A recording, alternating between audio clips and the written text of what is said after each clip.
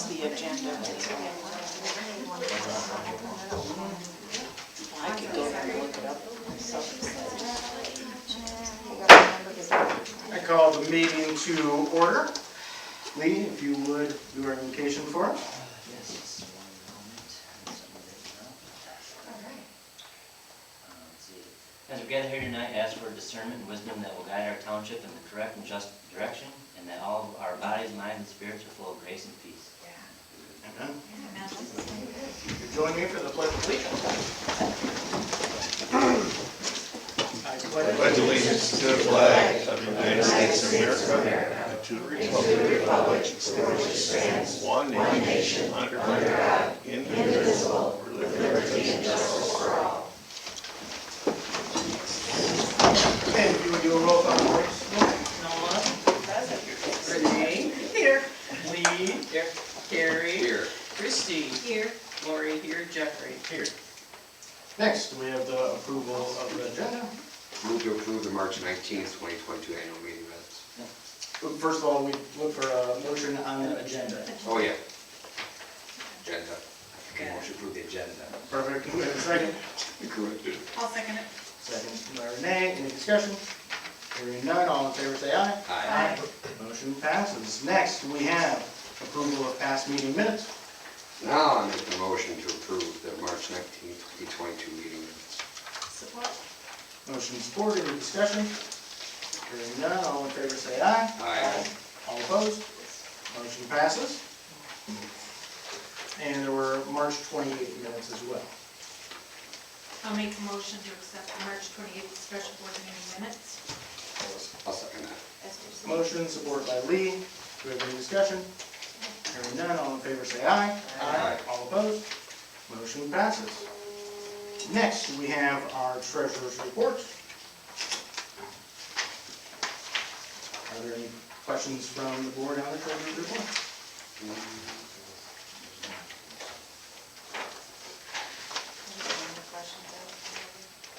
All right, so we will put it on file. Next, we have paying the bills. Make a motion to pay the bills for March through April. There's a motion, do we have a support? I'll support. Support by Noah, any discussion? Yeah, I was curious about, in the Department 265 Building and Grounds, it talks about $490.30 for office kitchen maintenance supplies. Just curious what that was. I need to find, I think, what did they just order?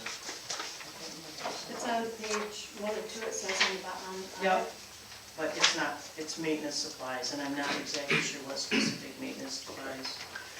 When she enters for Amazon, they all go, the description covers all of them. But I want to say, was that the grass seed? I'm not sure. Yep, I'd have to check, but I'll check on that And for we you. hold on with all the other stuff I'm looking at here. Yeah, So they end up being decently general descriptions for those types of general things. description. I was just curious because it's on it twice. That's why it's one was for. Yeah, it's- No, there's 2 different. Right. Yep,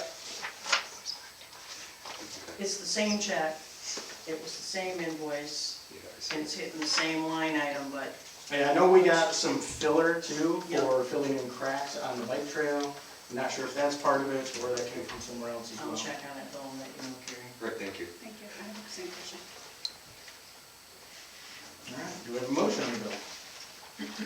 We do. Oh, we have a motion, we have a support. Any other discussion? Hearing none, roll call vote. Renee, Yes, ma'am. Nola, Yes. Carrie, Yes. Lee, Christie, Yes. Lori, yes, Jeffrey. Yes, motion passes. Next, we have the fire department report. Alan is at another meeting, so I will read this for him. This is for March 2022. Responded to 58 requests for service with an average response time of 8 minutes and 42 seconds. This included several mutual and auto aid requests to neighboring departments. Per the NFPA 1720 standard, we must arrive on scene within 10 minutes 90% of the time, which I am pleased to say we surpassed that benchmark. This was our slowest month in over a year, a well-deserved break for the staff. The new heavy rescue is in production and is still on track to be delivered in late May or early June of 2022. We will post updates on social media as we get them. I've heard a lot of sirens the last 2 days. Yes, they've been pretty busy. Is it decently busy weekend as well. And Lee, if you would like to give our planning commission report. March 29th, we met, two public hearings. First was a zoning change for parcels from R1 to C2 on M120 Holton Road, which is actually on an agenda item tonight. Let's see. There was opposition of positions from neighbors about increased noise and traffic. Planning commission heard from both sides and came to a vote of approving the zoning change. Second public hearing was for Thunderbird Raceway, which is also another agenda item tonight. They requested to extend hours to 12 midnight and add concession sales. Last year, the planning commission did extend to 11:30. It was a compromise. They did ask for midnight last time. But we wanted to try and make it neighborly, so we said if you could start earlier to try and make up for all the extra cars. And that's what we did last year. After discussion, all members of the planning commission had no problem with concession sales, but split on time extension. The reason for the extension is that it worked last year, and the new owner bought it with that in mind. On the other side, it was argued that the curfew is already an hour past ordinance for businesses, and it has it becomes a pick and choose situation where it can depend on the commission members per request. After a split vote request, the time extension was denied, but concession sales approved. Thank you. Now we're moving into our first public comment section, and limiting to 3 minutes if you would. We're going to the election season where people are going around introducing themselves to boards and the public. And we're going to have 2 people here, but one person that's running for commissioner will make a meeting in the future because he had to get to a different meeting. We do have a person running for circuit judge here though, Jason Kokoma, and I'll let him introduce himself. Good guy. If you would, Jason. Yes, thank you for the opportunity. My name is Jason Kokoma. I'm an attorney here in town, been practicing for 25 years. I've actually been before this board before in a Wright Farm Act case a couple of years ago. But I'm a candidate for circuit court judge, and I just wanted to introduce myself and give you a little bit of background. I'm born and raised here in Muskegon, Fruitport, class of '89.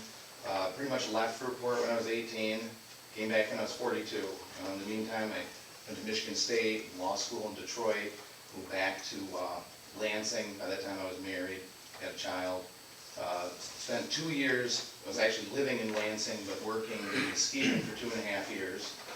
I'd commute and stay at home in my parents' house, work home on Fridays, a little mix, put up with that. My ex-wife put up with that for 2.5 years. And got a job over in Lansing, representing cities, counties, and townships whenever you would sue them for whatever you sue them for. There were Wright Farm Act cases, there was excessive force, discrimination, FOIA, Open Meetings Act, pretty much any type of claim that can be asserted against a municipality. I would defend the municipality and their employees. So I'm very well versed with doctrines like qualified immunity and governmental immunity and things of that nature. After about 7 years ago, I got divorced and moved back home, started my own practice, and that's pretty much where I'm at. So, you know, for all 25 years, I've always done civil law, but I have a well balance of both criminal cases and civil. You know, when you represent municipalities, they don't really have a need for divorce. They don't have items, you know, wills, things like that. And so, you know, it was a little transition to, you know, from that type of closed profession to where I'm at right now, representing regular people, representing people that are up against the city now before I defend it. But, you know, but I do, within that period of time over the last 10 years, done a lot more criminal law within that period of time. But for all 25 years I've always done civil, and I think that that's important because, I mean, we're in need of a judge to run the business docket. Judge Hicks just retired this year, and Mary Eddie's retiring. Hicks's replacement was named by the governor, and that's Ken Hoops. And there's going to be an election with respect to Mary Eddie's seat, and there's a new judgeship. So that's what's happening in 2022 here in Muskegon. But look forward to this campaign. I do have some information to hand out to you, but look forward to this, and I'm always available if you You can get a hold of me on my website or Facebook or whatever. And there's an August primary. They take the top 2 vote getters to square them off for the general election. And winner take all. So, but there are 2 judgeships.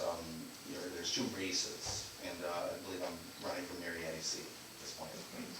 All right, but I appreciate the opportunity. Thank you. Thank you. And I'm assuming that over this year, we'll see a bunch of people coming around for introducing themselves for elections. Do we have any other people in the audience that are here for that? Yes? Yeah. You want to come up? Introduce yourself, thank you. Sure, thank you. Good afternoon, everybody. I'm Kendra Robinson. Jason and I are running for the same exact seat. Nothing bad to say about that, man. But anyways, we both live in Fruitport, Michigan, so I'm going to talk about something different that's about us.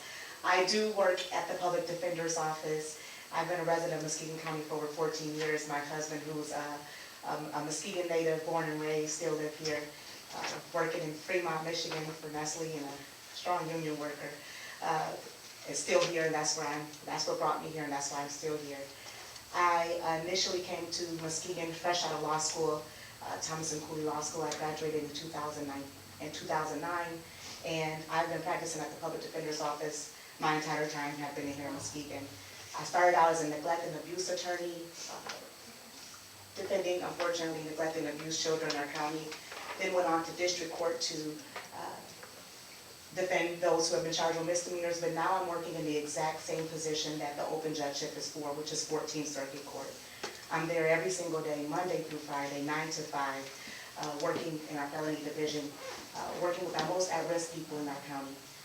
The people who are running for this position, I can say with pure confidence that I have represented more criminal defendants in this county than any of my candidates that are, opponent candidates that are running. And I think for someone to actually be in a place of judgment, they need to understand the people that they are serving. They need to understand where they've come through, what they've been through. And I can say that I'm representing people not only from Dalton, but Urbana, in Fruitport, in Muskegon Heights, every single day. And I can say the needs of the people in our criminal justice system, yes, can lead to prison. Yes, can lead to jail. But my God, there has to be alternatives. There has to be. And I can tell you from firsthand experience working with Fresh Coast Alliance, Health West every single day, Salvation Army.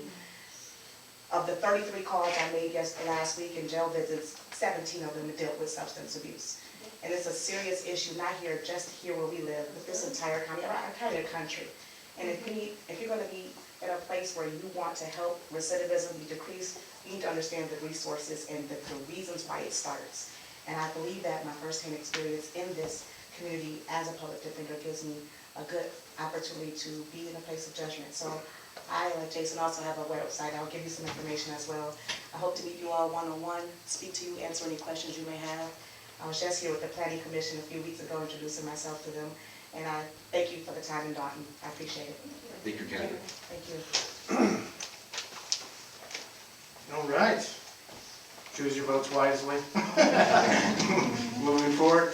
And public comments. So there are a couple of items here that have been hearings at either a planning commission or a previous board meeting. But none of the items on the schedule today have a separate hearing. So if you want the board to hear what you're going to say about a specific item before the board is voting on it, then this is the public comment where we want to hear that. So I know Michelin has had a previous hearing on it, Thunderbird had a hearing at the Planning Commission, rezoning had a hearing, and none of these are hearings today. So we want to speak during the first public comment. So if anyone wants to speak on any of those things, please come up. Not on those things. Okay. Karen Fowler, 2769 Middle Lake Road. I would like to speak on the Meadows board position. The person that has applied for the position is very well qualified, and I hope you'll really consider giving him the job, because he's a real, true supporter of our library. Thank you. Perfect. Appreciate it.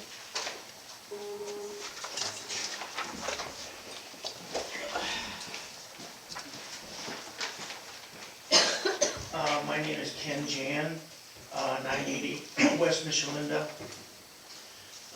we've been living on Michelin Road since 1973, quite a long time.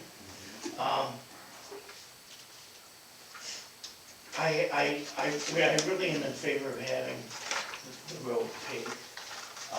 Very often, and I want to thank the board for listening to the petition. That's very much appreciated. Hasn't been done before. And I know the supervisor was put into a position where he had to make some decisions very rapidly. And I appreciate that. I want you to know that. Those are decisions that you had to make when they had to be made. You didn't have time to research everything else. I understand that. I really think it's not so much driving on the road, it's living on the road.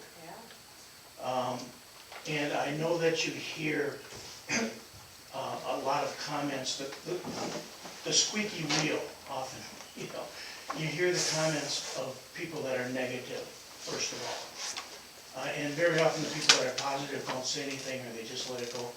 And I just think it's a very important thing. My only problem is, I don't know, there's a difference between not wanting to pay extra and not being able to pay extra. And I don't know my neighbors' financial situations. I hope that it doesn't put them in a situation where they're really struggling. And I know that hopefully there can, if you do decide to pay, there can be they can meet with the tribunal and they can present their case and maybe get in some way some relief. I would hope that that would be the case. I just want to say thank you, and I want to represent those people that really do want to have the road paved. I hope you decide that decision. Whatever decision you make, I'm not going to complain about it. Okay. Thank you. Thank you.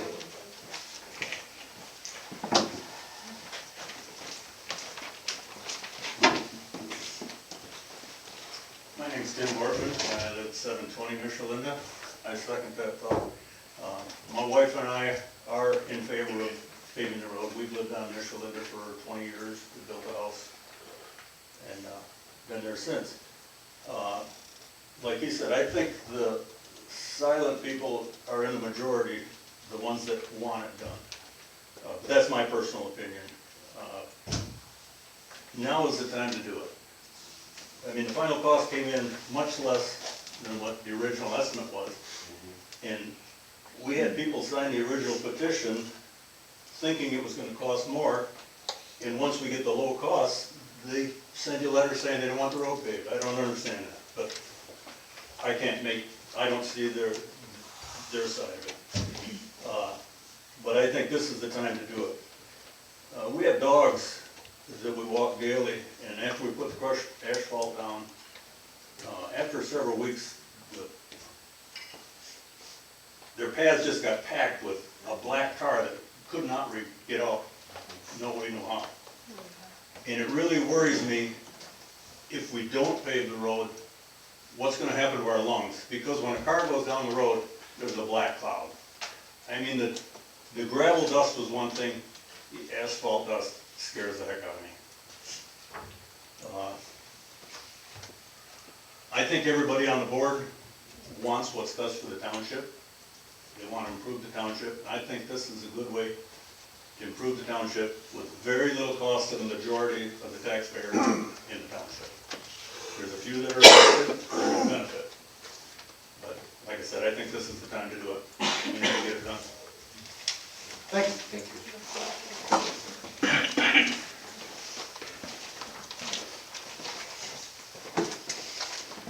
Robert Miller, I live at 674 Michelin. I've been there for 23 or 24 years, I think now. I'm the one that started the petition.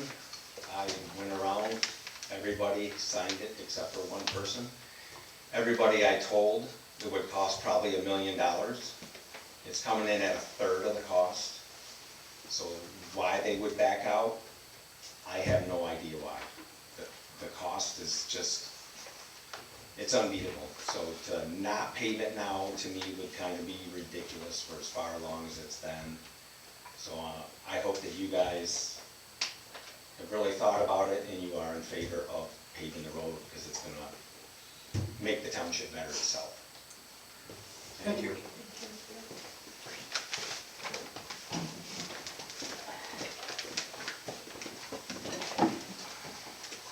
Hi, my name is Wanda Todd. I live at 942 West Michelin, and I'm also in favor of paving the road. The gravel is, the asphalt tailings they put down are nice, but boy, they're noisy.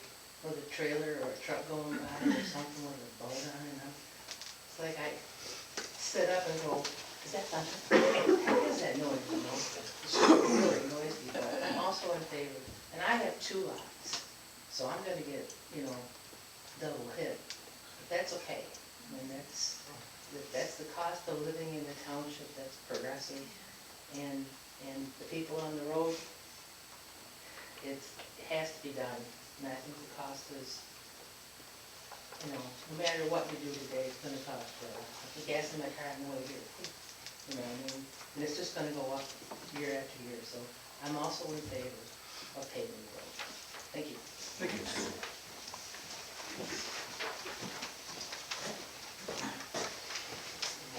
Anybody else on the road? Popular Try time. not to mix things. My name is Michael Blackburn. I just purchased Thunderbird Raceway this past winter. We had a planning commission meeting a couple weeks ago, and to my surprise, I'm not off to a good start. Some of the information that Mr. White fed you was incorrect.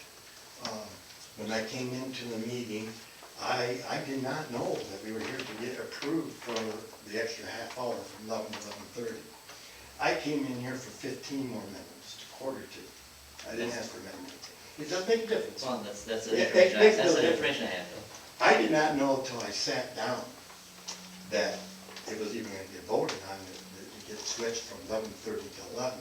I tried to get the 15 extra minutes from 11:30 to quarter to, because in the last 6 years, that speedway, I own 2 other speedways in Michigan. That speedway has grown to be the #1 speedway in Michigan. It gets the most cars, it gets the most people, and they have a little class with kids. It gets the most cars and that.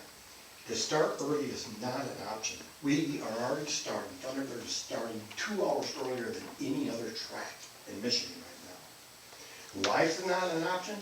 A, the sun on the dirt makes great big holes. 2, with the drivers in the car at 90-degree weather, it doesn't work in the summertime. So I was trying to get the extra 15 minutes because of the amount of cars we get. Well then, Mrs. I'm gonna figure out Jordan, at first it was going good. They had no complaints going from 11 to 11:30, none. Mrs. Jordan speaks up and says they got late 2 times. She was the only one in the room that knew the track got late 2 times last year, just 2 times. One was 5 minutes, one was 12. I looked up Mrs. Jordan. After the fact, I find out she should have not been involved in the vote. By law, talking with you guys as a lawyer, 350 feet, she gets through. She owns 2 businesses, which is a campground right down the street. She has a reason for me not to go over there. Go back in your minutes. One thing I like about the township, you get back in your minutes for years. So go back in your minutes and read the minutes of when the track tried to reopen. Her and her husband both were here at every single meeting, trying not to get the track open. So she had a lot of rights to vote that down. And the board, I still can't believe we lost, because every one of them sat there, yes, yes, yes. Mr. White was the only one who didn't ask a question all night. All the other board members did. They all asked questions. They all said, yeah, we had no complaints. We were locked in. And then she spoke. She should not have been a part of it. So I'm here to ask you to overrule and give us our half hour back, because we need it. And if you guys, just a little bit about me, I don't even know where my 3 minutes are at, but I bought Merrick Speedway 2 years ago. I put $1 million into it. And it's probably, it's one of the nicest tracks in Michigan. That's my intentions here. That's why I took this market.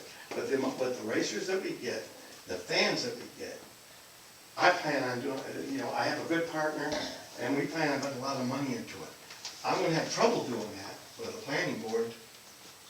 I think, I'm a little scared now that, but we need to have, the racers need to have power. They really do. So I hope you guys can see what problem I ran into and what problem the township has. And they might need to look at their rules of, if there's a conflict or not, because she definitely has a conflict. Thank you for that. Thank you. Can I ask a question? Yeah, you can ask a question. Let's ask the question when we get to the item. It's already down. I just wanted to comment, I'm sure, I don't know how my neighbors feel about this. I just wanted to comment on the Thunderbird Raceway. We are in Michelin Road, we hear it. But we can spend, since 1973, we've been there, of course, I said that before, but we consider it a sound of summer. And we open up the windows and at night and we hear the racing. And it's just what happens in the summertime. We know it's summer. You know? And it may affect some people, but it certainly does not bother us. It's no different than the highway. No, It's right behind us. and it's only like one night a week, Yeah. basically. Yep. Thank you. Richard Ram, 2525 East Great Lake Drive. I would recommend that you approve Mr. Richards for the library position. An excellent teacher. I've worked with him with reading programs, and he truly believes in it, and he'd be a good representative for Dalton Township. I listened to the Planning Commission meeting online, and as it was going on, I understand you went 11:45, and last year was 11:30, and I was shocked when one board member brought up, and then, boy, everybody got wimpy, and all of a sudden it was voted down and went to 11 o'clock, okay? I don't see any reason it shouldn't be back to 11:30 at least, and up to you guys for 11:45. Thank you. Thank you. It's up to them for 11:30. What's that? It's up to them for 11:30. Well, that's true too. John Butler, here about the liquid traffic control. It's a subdivision over here just off of Staple. It's 45 miles per hour and they're zoned as a subdivision. Every subdivision I've worked in or been in is 25 miles per hour. A lot of kids in the neighborhood. I think there's about 60 some houses back there. State law is 25. So we get a lot of traffic there with the 2 track that goes through. So you got mudders that are coming through, 4-wheelers. They're all doing 55 miles per hour through there. It's zoned to subdivision. It'd be nice just to be 25. That's what state law says, so. I don't know if that's what we're voting on tonight. I don't know if there's a way to bypass just doing the traffic control or if that's what has to be done. And I know we've talked about it a bunch of times on the phone, could be in person, and it's, I mean, I haven't found a way to do that, other than this proposal, traffic control. this option. Yeah, I just didn't know if it being zoned as a subdivision, and there's no outlet there. It's a no outlet road also. That it should be 25. And with the I didn't know too with the residential survey, they can go that route instead of doing the traffic control. The state police told me before that it won't qualify if they do. What's the qualifications for that? He said he did a calculation on how many houses within a certain distance. Okay. Okay, well, either way, it's zoned as a residential subdivision, so just like that to be looked at. Thank you. Yep, thanks.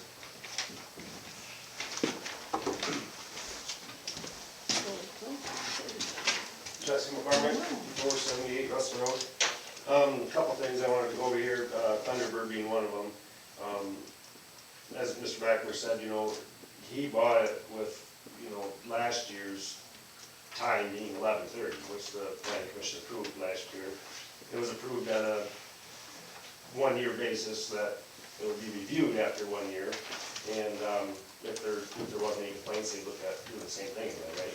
So then that got turned down here a couple weeks ago, which to me, as a business owner, is real unfair when you're walking into a new business and this, you could already do this, and then all of a sudden it gets yanked out from under you.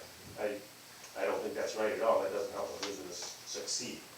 And, you know, he was only asking for 11:30 to 11:45, I mean, it's 15 more minutes, and there was 0 complaints last year. So I think it'd be very reasonable to let them go to the 11:45, at an absolute bare minimum, the 11:30, and that's what he bought it, right? And it's just, you know, like some of the other people said, I mean, it's just Dalton Township. I hear it from my house, I'm only a mile away. In the summertime, I hear it at 6, 7, 8 o'clock. I've never went to the races. My kids want to go, I should probably take them, but I hear it, but I don't even, I hear it, I hear it, I'm like, oh yeah, the races are going. I go in the house, I don't even hear it anymore, you know, and maybe I could hear it, but I don't even pay attention to it. It's just, like you said, the sound of summer. It's Dalton Township, the racetrack's over there, yeah, they're racing, so what? You know, it's not near the noise of the Harleys riding by, 40 on the road. Or, you know, I mean, the rumble strips on the highway, I can hear, they're way louder than the racetrack. I mean, so I think it'd be real reasonable to, you know, like I say, fair minimum 11:30, I'm gonna go 11:45. I mean, the guy's brand new, trying to walk into something and keep it going, you know, so. The other thing is the Michelin Road thing. I don't live on Michelin Road, it has nothing to do with me, but I just know the township's been working on it for a long time, and it's good prices, like I've said, and like everybody else said. I mean, just get it done. You know, just, if you can, just get it done. Township spent a lot of time on it already. And the last thing is that the land bid opening at 5.6 acres on Russell. Just want to throw my 2 cents in on there. I know you guys are kind of a tough spot with where the appraiser already priced the property at, but I mean, in my personal opinion too, it's way overpriced. I don't know if the appraiser looked at it close enough, or if anybody else thought about it, but that property is only 100 feet wide. You gotta have 150 foot of road frontage in R1 zoning to be buildable. So when it's non-buildable, because it's only 100 foot of road frontage, I don't see it being worth $5 grand an acre. I mean, I certainly wouldn't pay it. So I don't know how you handle that, to redo that per se maybe, but it makes it unaffordable for the homeowner, which he's just up the road from me, I know him, you know, and just don't like throwing my 2 cents on it, but I definitely agree with you. Thank you. Jesse.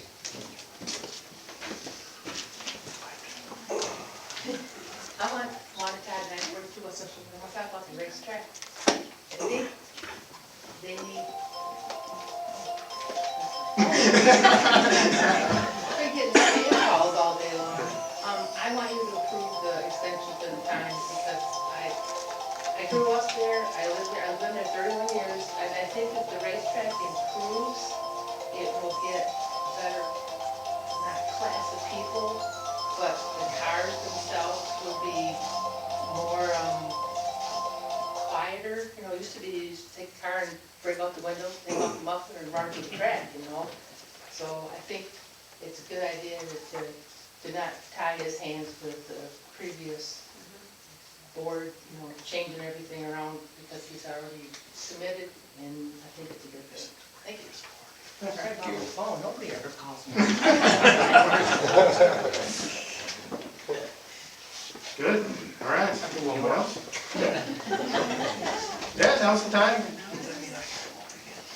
So I live on Michelin. I've never been to the racetrack. Hear it all the time, does not bother me. I'm totally in favor of letting it go to 11:30, even 12 o'clock. Does not bother me. I can hear it plain as day pretty much every time they're racing. I'm a mile from the place. Yep. Thank you. Bothers me more is The rumble strips on the No, highway. the refrigerator trucks running down the. Yeah, the Harleys. All night long. All right, so any other public comments? I know obviously we have a number of controversial things on the schedule, so, all right, let's get to them. So the first one is the Mantle position, and this was triggered because the previous supervisor was on the library board. He resigned for personal reasons for a trip, And it's a normal process for the supervisor to end up on the board. I don't think it's necessary. I've interacted with the libraries. I have a library card. I've been to writing groups and that type of thing. But I wanted to put it out there, and so I sent it out to the librarians at the 2 locations that are covered. And Rachel recommended 2 people. I reached out to them, and one of the people recommended the other one. So, so it was doubly supported. He's younger. I had requested that people put in letters if they want the position, and so Kevin is the person that put in a letter, and I'll read this off. It's pretty short. Dalton Township Supervisor, my name is Kevin Richards. I'm a current resident of Dalton Township, and I'm writing in regards to the vacant position on the Muskegon Area District Library Board. I heard about the vacancy and would be glad to represent Dalton Township. I previously taught in our township as an educator and currently work as a literacy coach in our county. Not only am I a frequent patron of the library, I've seen the many positive impacts it has on the youngest members of our community. If there is still a need for representation on the board, I would be willing to serve and be a positive advocate for literacy in our township and community. I make a motion to appoint Kevin Richards to the Mattel Board. I'll second. Second by Carrie we'll go with. Any other discussion? All right, and this is through the end of 2023, and then it'll rotate through municipalities like it does. There's a system for it. All right, and we'll go, let's roll call vote. Lori, yes. Carrie? Yes. Nola? Yes. Renee? Yes, ma'am. Lee? Yes. Christie? Yes. Jeffrey? Yes. Motion passes. All right, so that's, the next meeting is right around the corner, so I will let Kevin know about that. Next, we have Resolution 2022-11 for Michelinda, and this is the 4th resolution. We already held the hearing on it, so that is completed. It's just up to the board to decide. We've obviously heard a lot of opinions on it for a very long time, and I think the first time I talked to Rob about it was about 12 months ago now, and the first time the board saw anything about it when we accepted the initial petition, we're about 10 months in. And so the basic idea here, before when we talked about it, the road commission wouldn't give me numbers if we didn't put it through. And immediately after that meeting, they would. And so the numbers, the way they roll out now, the decision that I made for coming out with the millions, allowing the millions to go in there, that's 25 grand that's in. The legal fees for putting all this together over the last year is somewhere over $5,000.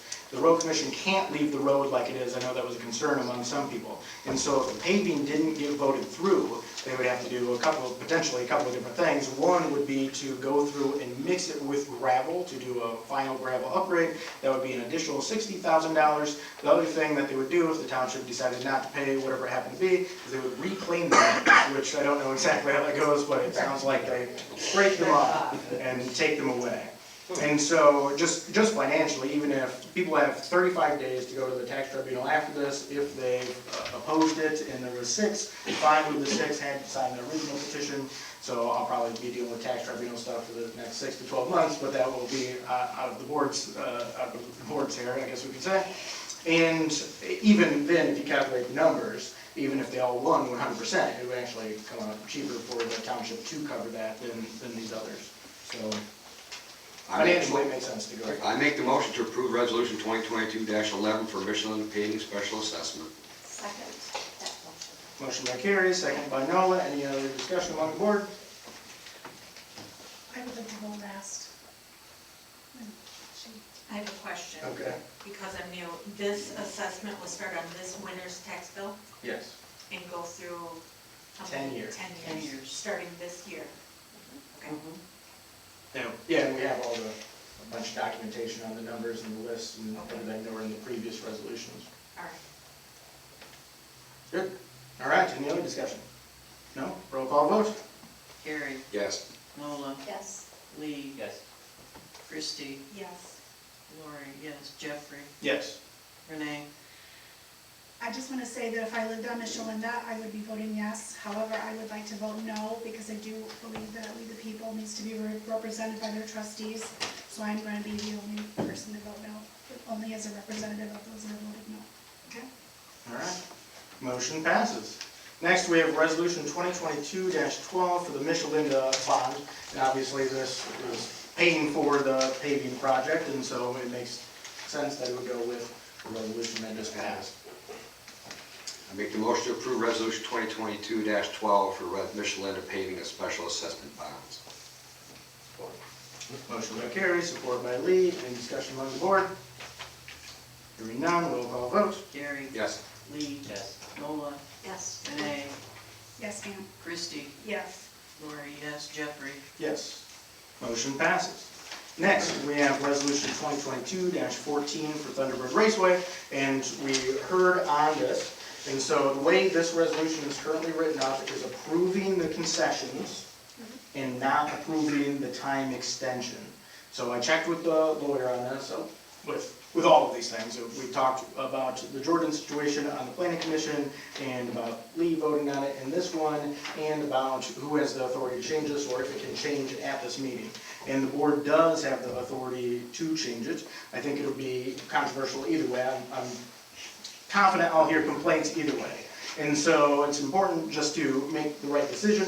I understand both sides of the argument, right? The argument against it, or the strongest argument against it, is an inconsistency in applying the ordinances. And now, the business ordinance is that there's not supposed to be excessive or unusual noise between 10 p.m. and 7 a.m. And that's the case to be made on that side. But their special use already goes until 11. So the case has already been made that the race track is a special case. Now, last year, obviously, different order when Sprague had it, that was granted for 1 year, and it was less controversial. The board voted on that as well, but there wasn't a bunch of controversy. I didn't expect it to be controversial either way it went on this one. There were no official complaints to the township about it, so we don't have any record of any complaints for the half an hour to 11:30. So that's the way the situation sits. I would like to check with the board, is there any controversy over the concessions? Or is everyone good on that side? No, nothing on that side. I assume so, perfect. So it's just the time. Okay, here's the thing. The way this is written already, it says extension midnight. And this, Farther down. it says right here, that the new owner has requested an extension to midnight. Two whereas after is where it's. Yeah, but the where it planning says commission right recommends the approval of the concession deals to the township board, but does not recommend the approval of an extension of racing hours past 11 p.m. Right, and I'm saying that we should go ahead and go back to what was it, that gives it 11:45. Okay. That's what I'm saying. It's, the man he's trying to run a business, and I'm a racing fan myself. And I've been to those tracks, and I know what it's like to be at night, and it gets hot there in the summertime. And I asked, around those other states where it gets very hot. And I'll tell you right now, those cars get very hot. And he's racing on dirt, and those cars do not have any air, okay? And you gotta get out there at the night when the things start to cool off. That's the best time to run those cars. That's the best time to track, get water down and keep the moisture down, so you're not getting all that dust and all that other stuff. So I'm saying give it 11:45 and give it another year. And if there is any problems, we can revisit it if there's any big complaints. But right now, we haven't heard any complaints. I haven't heard any. And I can hear you. And I live over here in Twin Lake. Yeah, we hear you too. You know, so, and the thing is, so like you said, it's the sound of summer. Yeah, so. You know, it's like the sound of baseball. You go to the baseball field, you hear it crack. They cheer the crowd. So sporting events, you're gonna have that. That's just how it is. You're gonna have higher noise volume. I say we should give them 11:45. Are you making a motion on that? Yes, I'm making a motion. So is the motion that because of the business needs that you recommend approving resolution 2022-14 concerning concessions along with adapting it to say 11:45 for closing for 1 year? Correct. All right. I'll support that motion. It's a motion by Carrie. That's a support by Nola. Discussion among the board. I guess I just want to say, I'm sorry that I did that. I just, like Jeffrey said, I just wanted to be more consistent. Like, you know, I have a rule, there's the rule book, there's 11.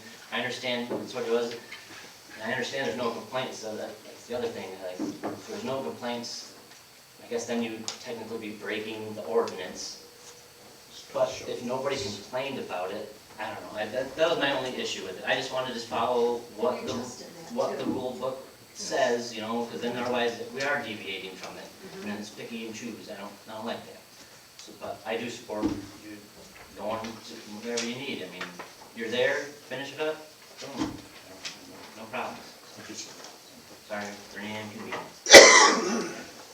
Okay, I want to clarify this because it, Yes, okay. because there's a lot. So the motion, you made the motion to approve resolution 2022-14 for Thunderbird Raceway, adding concessions along with extending the hours to 11:45 PM for 1 year to review at that time. Correct.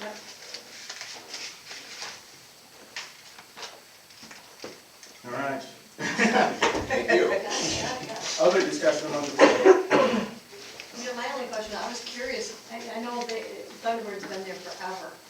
Like, how late were they allowed to go before in the beginning? How many years did they go that certain hour? And is it because we have more people racing? I don't have all the numbers, so, but their land use was approved to 11. And then there were a few years that they were shut down, and they were started back up, and Sprague had them going well, and Blackmer sees an opportunity there, and he's taken over to expand it as well. When Sprague made the case before the Planning Commission last year, it was that their cars had grown.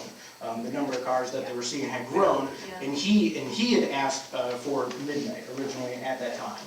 And the Planning Commission cut the difference with him and said, we would prefer that you start a half an hour earlier and we'll extend a half an hour onto the end to 11:30 for 1 year to see how it goes. So that's how that discussion went about. Okay.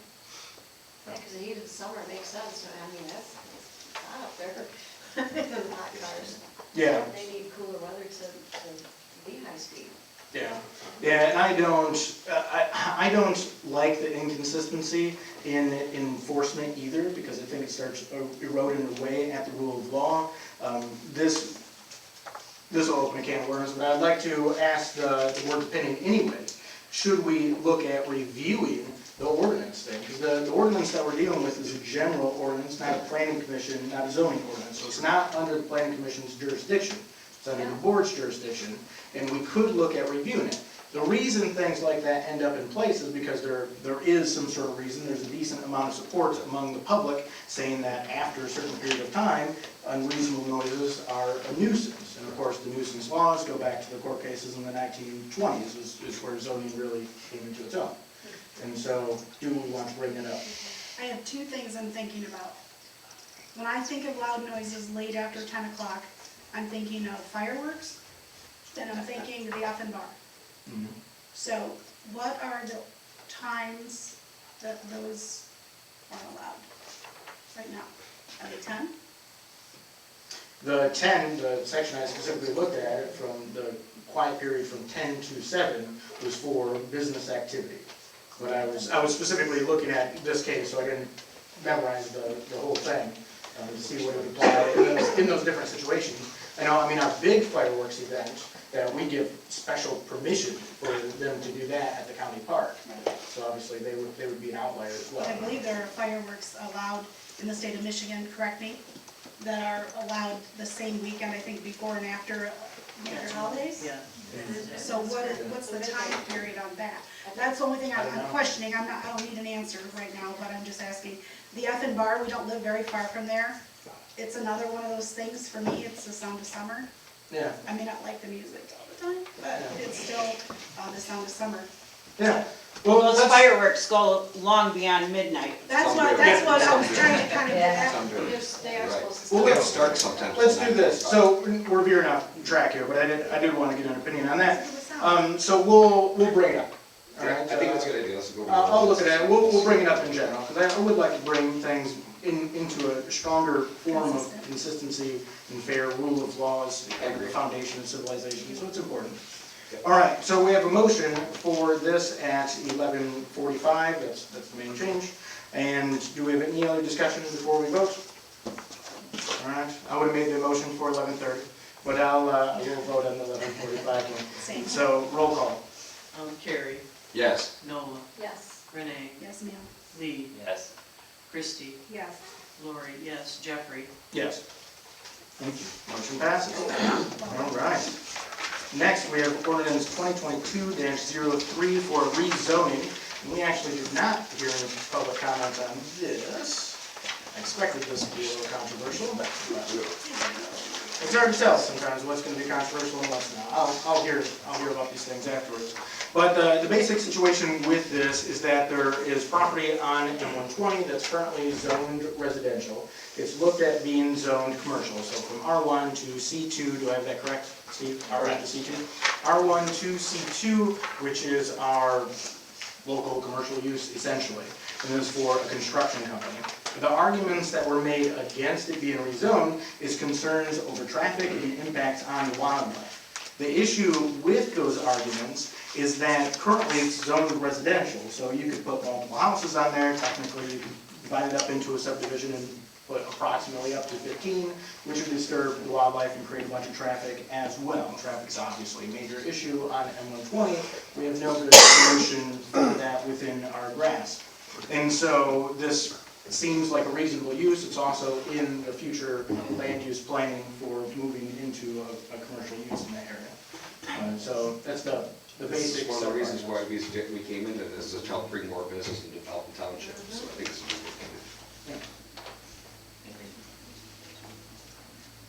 Good. Do we have a motion on this? Make the motion to, oh, go ahead. All right, I make the motion to approve ordinance 2022-03 for a zone change.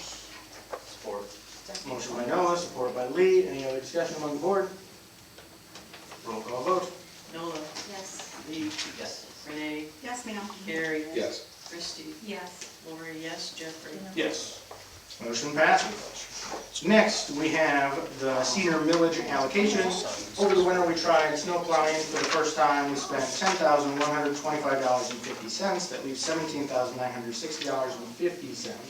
We discussed different potential uses for this. There are 2 officers allocated in the county. They're from local municipalities. But following up with issues with scammers for senior citizens, and they also do information and those types of things. But it is geared through Age Well Services for their Safe Seniors program. And this letter is written up for that use. Kim Sear, our county commissioner, has approved both of these things, the snow plowing from before and the money going towards Safe Seniors for this. I make the motion to approve the senior millage money allocation to Age Well Services for their Safe Seniors program. There's a motion by Carrie. Do we have support? We have support by Christie. Any other discussion? Hearing none, roll call vote. Gary. Yes. Christie, Yes. Nola, Yes. Renee, Yes, ma'am. Lee, Yes. Lori, yes, Jeffrey. Yes. Motion passes. Next, we have the traffic control order that Mr. Butler talked about, and we talked on the phone. And we've been doing with that a year? Probably 3 years, I started before. Oh, yeah, before I was here, sure. So the entire time I've been here. And basically it's Lakewood Road off of Staple there. And it heads down into a subdivision park. And it's set at 45 up near the road. And so I'd inquired into it, and I put out information about speed studies. I'll work on getting the website redone so we can get information out there easier. But I've included in reference packets the information from the state on speed studies. And basically what happens is people don't like how fast someone's driving in a certain area. And so they want to trigger a speed study to lower the speed limit. Except for unless there's unusual circumstances. Sometimes they do a residential tracking where they calculate the area and how many houses there are, and then they'll lower it, but it just works off a calculation, which I talked with the state police about this last summer sometime, and they said that that wouldn't apply, and there was no good way to change this. Recently, when Mr. Butler had brought up some of these issues about the one law being extended, we re-triggered that. The state police wouldn't respond to me, but the road commission, they did find this traffic control order that was in place. But what happens a lot of times is they do the traffic study, they're basically measuring how fast people actually drive there, and they set it at the 85th percentile. And that's just the way the calculations work out. They're pretty objective. And so if people have been speeding there, which is the reason that the speed study got triggered, usually the speed limit goes up. Correct. So a speed study is normally bad because it's working the opposite of what there is, and we don't have a leverage point to lower speed limits. In this case, the traffic control order that was passed in 2007, setting it to 45 miles per hour. I'm not sure, because it doesn't say too much in this traffic control order of why it was set there. It just says it's reasonable, and it's a safe speed limit. And I don't know if it was because originally the way it was set up was at 55. So that subdivision was added, there was actually 6 10-acre lots there. Okay. And it went into Staple Court. So Right. once the guy that bought it, he extended it out and made it a subdivision, and that was right about the time that happened. He passed away in an airplane crash. Okay. So I think that speed limit was made before the subdivision was actually in place. Okay. And then it just was never revisited, because every time somebody in the neighborhood brought it up, the threat was the traffic control, and then it's gonna go up to 55. So everybody just dropped it. And when I talked with the road commission about this, they are open to dropping the traffic control order. It would have to pass through our board, and it has to pass through the road commission board. And if it passes both of those, what happens is it triggers a speed study to be done. Now, the road commission is estimating, they're guessing, but they won't guarantee that if they do a traffic study there, that it will drop it down to 35 miles an hour. But we don't have a way to pass a thing that just says what the speed limit is going to be. We don't have the authority. We can trigger, if we rescind this and the road commission board rescinds it as well, which they seem open to. We have 2 important things going to the road commission this month. Hopefully this one is on there in the business park. And so we'll see how it goes. But hopefully it would trigger that speed study and it would drop down to the 35 like the road commission is estimating. I make the motion to rescind the traffic control order S61-19-07 on Lakewood Road. I'll second that. All right, motion and second. Any other discussion among the board? I guess, just one question. Yeah. Like, why are they saying that it might go down to 35? What gives them a little bit of hope that it goes down if the speed study is? They think that there's enough people living there. There's not enough people in small enough lots, close enough together to actually trigger the calculation to go down to 25. That's what I was told by the regional state police director that sets it. He's stationed in Grand Rapids. He was, last summer, he talked to me about it. And if they get other stuff, if they have homicide investigations for crashes like that, I know we get pushed on the list. But now, the last time I contacted him was about 2 months ago, the last time you brought this up. I think it's somewhere in there, and he hasn't gotten back to me, so I wouldn't expect him to at this point. But they're thinking that there's enough people living there that they're going in a slower speed in and out every day for work and school and this type of thing, that's what the measurements are going to come to. But it's going to be a measurement process. It's going to go by what the measurement is. Yeah, I think there's close to 60 houses back there, and I mean, there's probably, the cars go in and out 300 times a day, you know, there's a lot of traffic there, but there's And also a it lot would of be kids easy if playing. it was dense enough and it met their calculations and it just got dropped down based on that, but it doesn't. I guess if the speed study starts, tell everybody to drive slow. Yeah, that's right. I'm gonna spend all weekend doing 15 miles per hour, so. There you go. Drive slow over all your neighbors. Yep. You can make that study work for you. Any other questions, discussion on the board? Yeah. No? All right, roll call vote. Gary. Yes. Renee. Yes, ma'am. Nola. Yes. Lee. Yes. Christie. Yes. Lori, yes. Jeffrey. Yes. Motion passes. Road commission meeting hopefully this month is on their agenda, it's supposed to be. Next, we have adding the treasurer to the bank accounts. There's 4, we've been through the process before. Yeah. I make a motion to add Christie Miles to the Choice 1 bank account. Amen. Support. We'll go with Nola for support. And any discussion? Hearing none, roll call vote. These have to be roll call vote, right? Yes, they do. Yes. Lori, yes. Nola. Yes. Renee. Yes. Carrie. Yes. Lee. Yes. Christie. Jeffrey. Yes. Motion passes. Next. I make a motion to add Treasurer Christie Miles to the Lake Michigan Credit Union I'll accounts. second that. Any discussion? Hearing none, roll call vote. Lori, yes. Renee. Yes, ma'am. Nola. Yes. Carrie. Yes. Lee. Yes. Christie. Yes. Jeffrey. Yes. Motion passes. Next. I make a motion to add Treasurer Christie Miles to the Muskegon Co-op Credit Union accounts. Support by Nola, I think she was in there first. Yep. Any discussion? Roll call vote. Lori, yes. Nola. Yes. Renee. Yes, ma'am. Carrie. Yes. Lee. Yes. Christie. Jeffrey. Yes. Motion passes. And finally, I make a motion to add Treasurer Christie Miles to the Michigan class accounts. Second. Second by Carrie, any discussion? Hearing none, roll call vote. Lori, yes. Carrie? Yes. Nola? Yes. Renee? Yes, ma'am. Lee? Yes. Christie? Yes. And Jeffrey? Yes, motion passes. Next, we have the land bid opening for 5.6 acres on Russell Road. We heard the one public comment on this. We had set the minimum bid last month at $28,000 for this. I have a letter from Mr. Cross that had done the request that I've included here. He planned on being here, but he misscheduled due to scheduling conflict, so he is not here.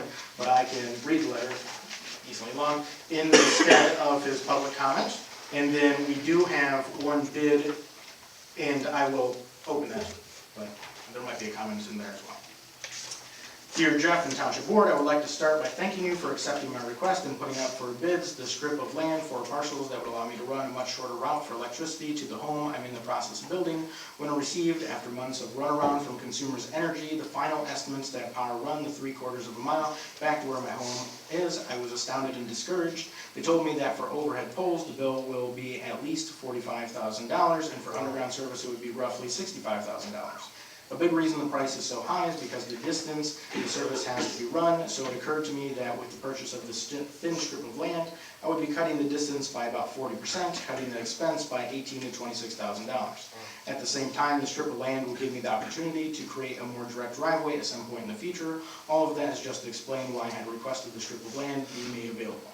While I very much appreciate the opportunity to bid on the parcels, but in truth, I cannot offer anywhere near your minimum asking price. I understand that the asking price is based on a valuation provided by an appraiser, but I honestly believe that the appraisal is wholly inaccurate. Here are my reasons for this.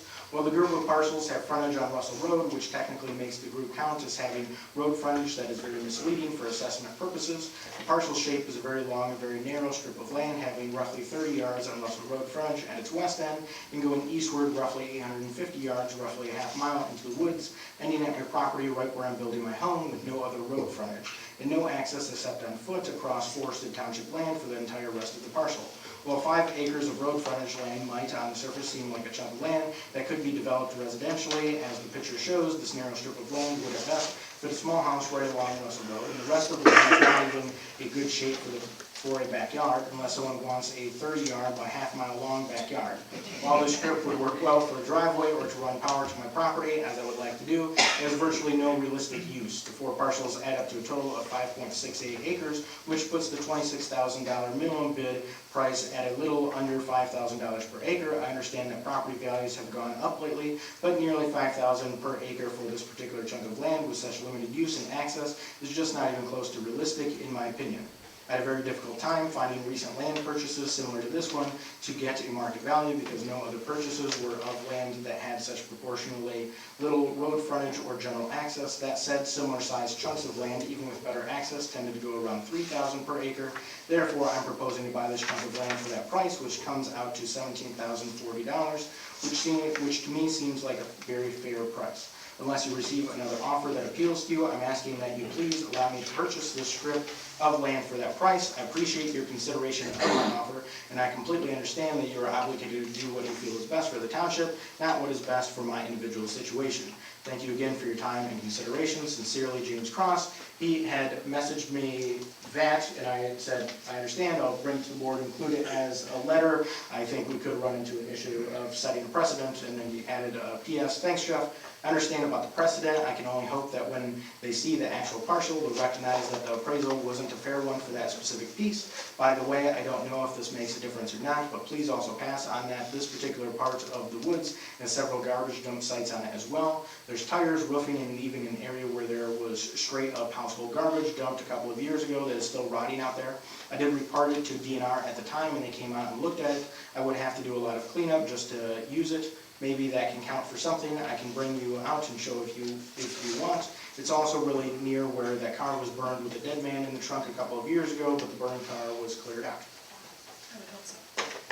All right, so that is that letter, essentially a public comment about it. And then we do have one sealed bid in, so I will open this. It is taped, but that was their tape.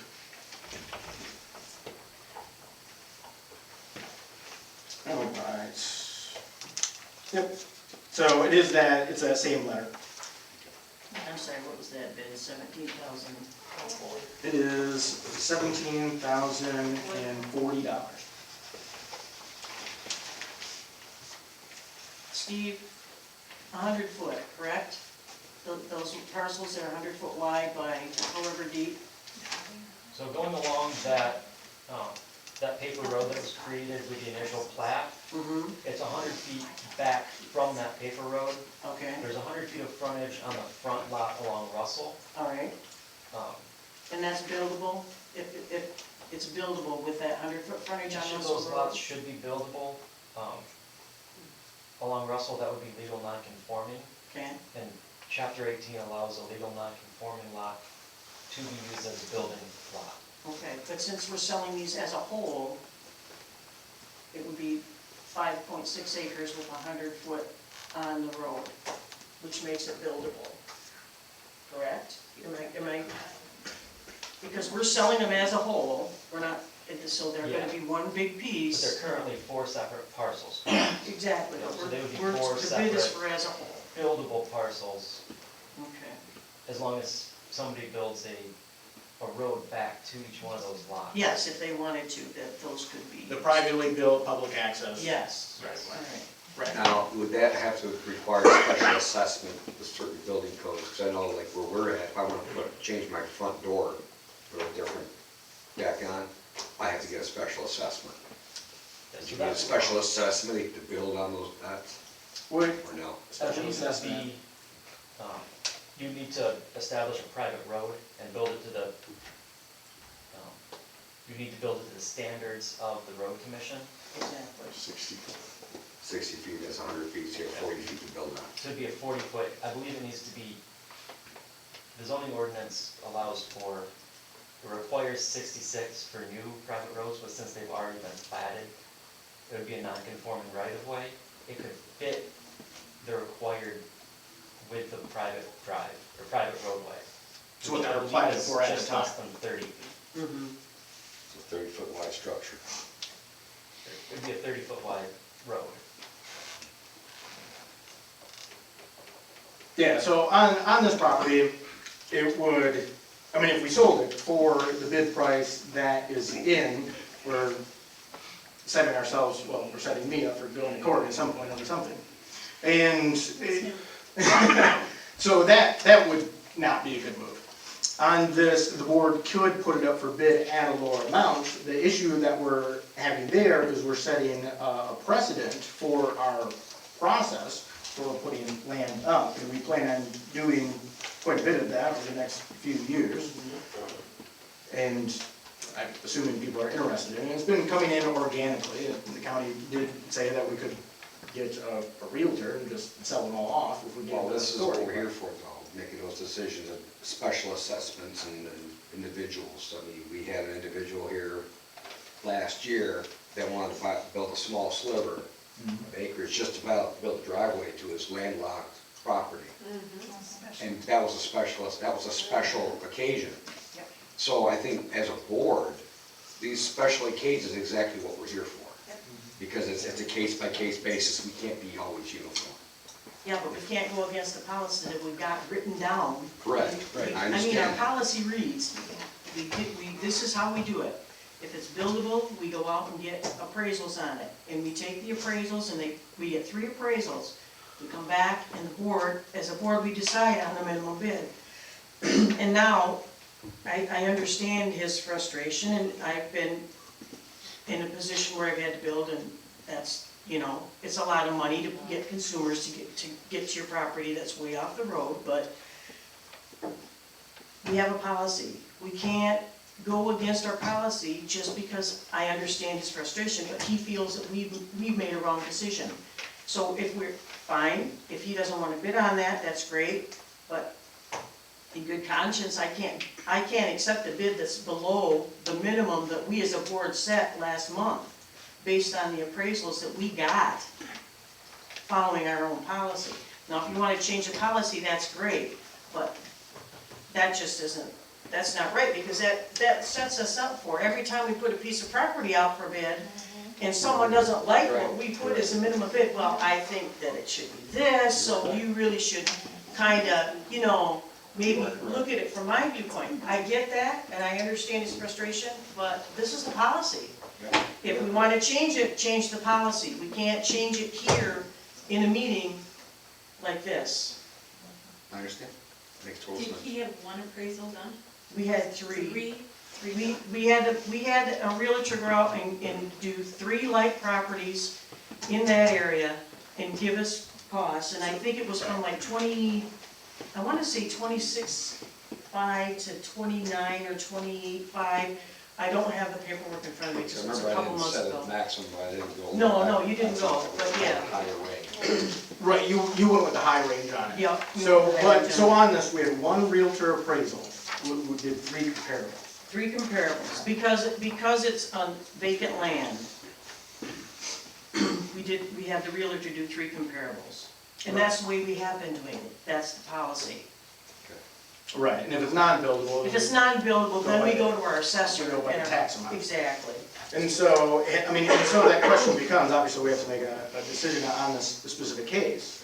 But if we're, in this case, right, we'd be overriding the realtor appraisal and say we're setting a lower amount, right, assuming that we're not gonna sell it for the lower amount in this meeting. So, but if we override that realtor appraisal and set it for the lower amount, then I think we are setting ourselves up for that every property sale moving forward. I mean, I would make that case, but I would buy these properties, why wouldn't you? So at that point, I think it should probably trigger some sort of policy review on doing it differently, and we need some sort of objective standard would be decently nice. I mean, we could do multiple realtor appraisals, and that way we would have at least a couple of different potential ranges of numbers to go for. I don't know how much that would change stuff. But so we're right now, we base this minimum bid on the appraisal of 1 real estate agent. The real estate agent gave us the appraisal based on 3 comparables in that area. I understand that. What I don't understand, I suppose, is why we didn't have 3 separate. When you are gonna have somebody come and do, I know it's a different thing, because we're talking about land, real estate, but if you're gonna have something done to your septic, you're gonna get 3 different bids from 3 different companies.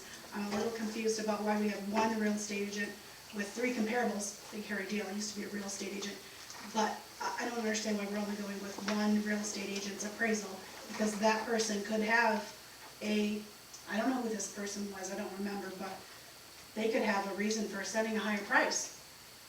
Maybe they live close by and they don't want that land to sell. So I'm just a little confused about why we're only going with 1 real estate agent's appraisal. To me, it should, now that I'm thinking, looking back at this, and especially, he makes a very good case. And I understand your precedent, I understand what you're saying, what I don't understand is why 1 little tiny little piece of, I mean, I understand that it's 5, almost 6 acres, but he's got a really good point. Oh, it's a strong case, yeah. I mean, I'm not confused on why we go with 1. We can go with 7 on everything that we do if we want. But there should have been 3 real estate agents to get appraisals. I mean, we've been doing this for a year and 5 months. It's been the same way the whole time. I understand that, but I do believe that with this one, he makes a very good case. I do think that 17,000 is too low.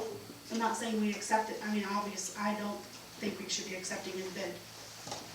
Yeah, I mean, But I do believe that it does need to be reappraised. Yeah. I mean, well, so I can bring the policy. We've looked at the real estate policy before. We've adjusted it since we've been in. And so, and I mean, no one brought it up as an issue at the time, of course. But we can look back at that and do that. I have no problem with how complex we want to get on this. The government has to be bureaucratic for a reason. I make a motion to postpone this vote for right now, so we have further evaluation into looking into getting a couple other opinions, actual value of this property, not just an individual. Well, understand that every time, now, first off, if we're gonna get more appraisals, that means that's increasing the cost to the township for selling this property. Appraisals cost money. Yes, they're not cheap, they're not free. $450 usually. I just bought 40 acres, but Yeah, I I think mean, if they're 400 not acres. free, so that's more cost to the township. That's why when we did it this way, especially on buildable vacant land, we approached one person to appraise it and give us comparables in the area, based on what properties in the area we're selling. And those comparables could be from other different realtors. It's not just. Yes, their they're not, listings. it's comparable It's properties, from not, other.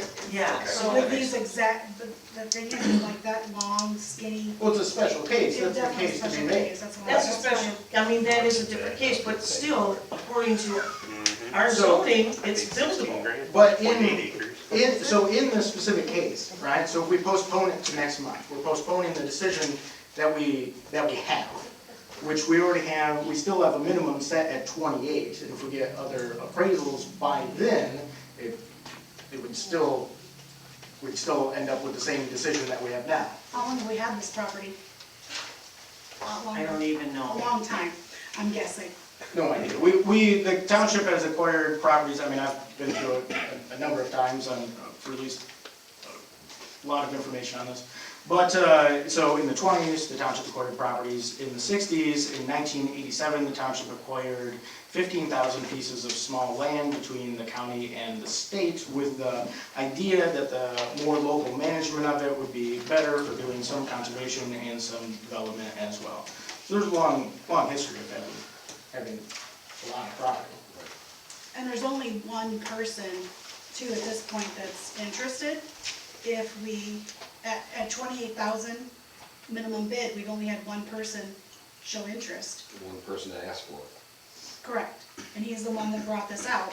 So, to me, I believe that getting the opinion of two other real estate agents for comparable properties, which I think this is difficult to find, is reasonable cost on the township's part, because then when we have a true number, that we can put it up as a minimum bid without just going by one person. Well, if that's the case, then we should reject this one. We should reject this bid. Well, because if we postpone it till next month, we postpone the decision the way it is, we still have a minimum. There's still a minimum bid of $28,000 on this property. So then we're just almost in an irrelevant position. And then Exactly. next month, we'll just postpone it, the next month, we'll just postpone it. Like, governments do that a lot, they postpone things forever, it's very Your annoying. motion's already on the table, so. I withdraw my motion. Yeah, Okay. we just need to reject the sale of these parcels as a whole, the bid of $17,040, which doesn't meet the minimum. Correct. Well, I make a motion to reject the sale of 4 parcels as a whole for the $17,440 that was in the bid. All right, so we have, the motion was withdrawn for just the postponement. We have a motion for rejecting the single bid that was put in. We have a second for that. Support. Support by Lori. Any discussion on just the motion for rejection of the $17,040 bid? No, okay, roll call vote on that. Lee? Yes. Lori, yes. Nola? Yes. Renee? Yes. Carrie? Yes. Christie? Yes. Jeffrey? Yes. All right, so that passes as a rejection. Now, what we can do is bring it up, because we can withhold his money, the money that's on place for We can doing bring it back up. us. We can bring it back up next month. I mean, we can revisit it if that's what you want to do and bring it up next month and put it back out there. Right, and then that makes the potential sale of the field. Yeah, so we can move in that direction. And then we can bring the policy. All right. Perfect. Now we're on to our second public comment, and if anyone wants to come up about anything at this point.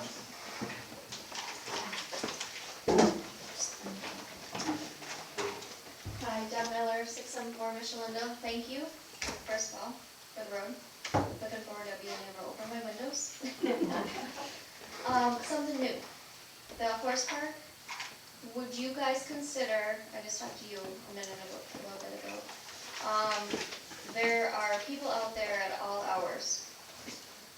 Yes, and our house is literally right next to it. So these horses and these people are in my backyard after dark, all hours. Like, can we not put posted, every other park has hours? You know, I'm not comfortable with people going through my backyard at 10, 11 o'clock at night. I It's mean, not safe to have horseback noise at dark, you can't see where you're going. exactly. Break the horse's leg. Yeah, horses don't have headlights. Well, I think they probably wear them, I assume. If you could, talk about that. So you're asking for some posted signs? Yes, for some hours. Okay, thank you. Good. Any other comments on anything? So I'm trying to learn a lot about the speed limit thing, how you're gonna post it on Michelin then. If we're gonna pave it, it should not be a 55. Reason being, it's not really wide as a normal road, it's not ditched all the way down it.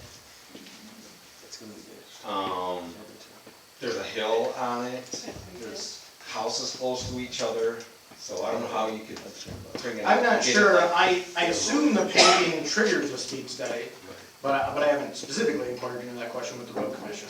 Okay. So It's all I'm weird. not sure. It's kind of weird because you look online and it says the township has the authority and the county has the authority and the state has the authority and everybody points this way and nobody knows what's going on. Yeah, they kick it back and forth. So the township doesn't have the authority. And we can do a motion and change the speed limit out on this road in front of us, and it will just be irrelevant. We could change it to 90 today, and it makes no difference in the world at all. Right? So, because we just don't have the authority. The authority we mostly have with the road commission is the ability to talk to them, which is not authority. Actually, I put up that equation. Power is a function of dependency, right? So we depend on the road commission does not depend on us. That's, so the power flows in one direction there. We give them some money, we give them hundreds of thousands of dollars every year. But other than that, we don't have too much unless we maintain a decent relationship. I've maintained a decent relationship with the road commission up to this point, and I've asked them about things. That's why they put in paperwork to consider like redoing the railroads and stuff like that for us.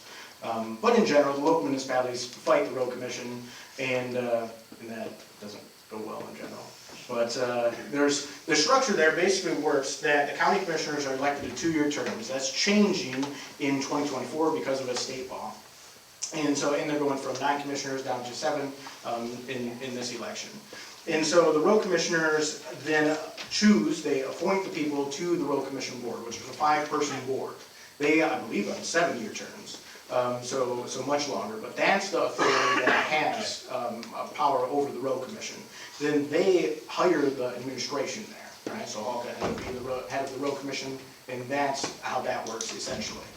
The commission, the county commission, the elected officials, they actually wanted to make some changes inside of the road commission to the point that they had last year legal opinion written up by the lawyer on the authority that they have over the road commission, school boards as well.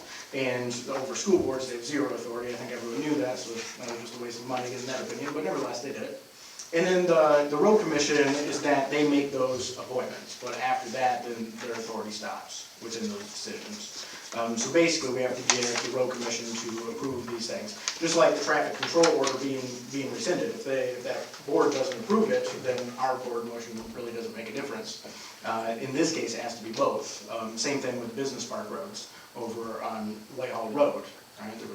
The county even put in over $1 million into the infrastructure in 2008 to build them to county specs with the idea that when that land is sold later, it'll be developed. But there was a bad 50-year contract in place from 2002 between the township and the city, right, a 425 agreement. So we broke that 30 years early already through this board.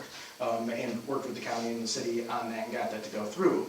But even with all of that planning over time, the road commission at this point, their general policy is that they don't add roads. So we'll see how that goes later this month. But the county gave them a packet of information, probably about an inch thick.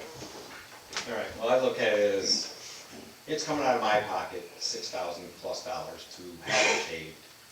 I think the rest of us that live on the road feel we should have a little bit of an opinion on keeping the speed limit down. Yeah. 55 to me on that road is no. 45 to me would be a good speed on that road. Yeah, that seems reasonable. Thank you. Yeah, but at that point, we're just talking. Yeah. All right, perfect. Any other public comments or anything?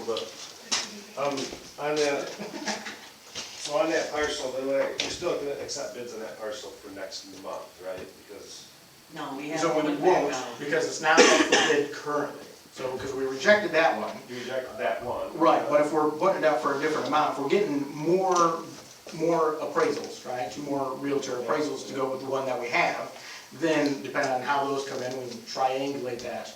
And then the board can put it up for bid with a new minimum next month. And then it'll sell the month after that.